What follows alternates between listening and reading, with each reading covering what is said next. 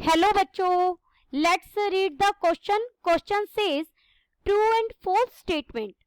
One card is drawn at random from a box containing 20 cards numbered 1 to 20. The probability of getting a perfect cube number is 0.1. First we see the key concept. Let E be any event associated with a random experiment, यानी E हमारा किसी random experiment के करने पर का event है. तो probability of, हमने कोई रैंडम एक्सपेरिमेंट किया जिसमें E कोई इवेंट लिया हमने पर्टिकुलर, तो प्रोबेबिलिटी ऑफ E आप कैसे फाइंड आउट करेंगे? Number of favourable outcomes divided by total number of outcomes.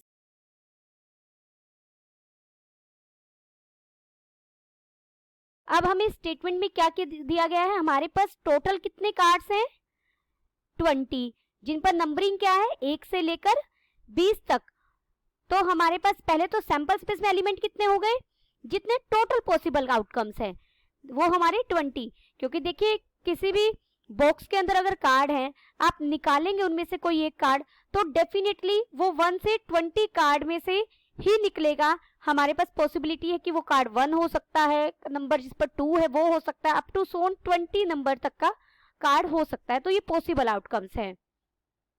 Late, अब मैंने ई इवेंट लिया, E be an event of getting a perfect cube. Perfect cube होना चाहिए हमारा नंबर. तो देखिए ई के लिए पॉसिबिलिटीज क्या क्या है? 1 है, 1 का क्यूब 1 होता है.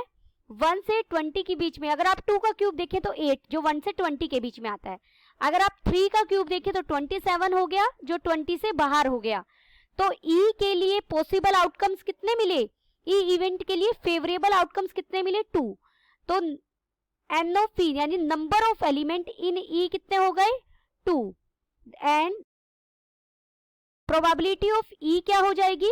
प्रोबेबिलिटी ऑफ ई होगी जो नंबर ऑफ फेवरेबल आउटकम्स है ई के और जितने हमारे सैंपल स्पेस में टोटल एलिमेंट है.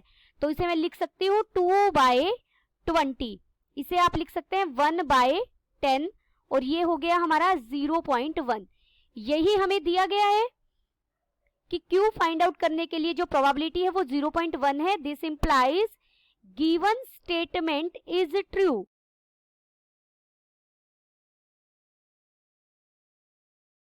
Then the final answer is given statement is true. Hope you understood it well. Best of luck.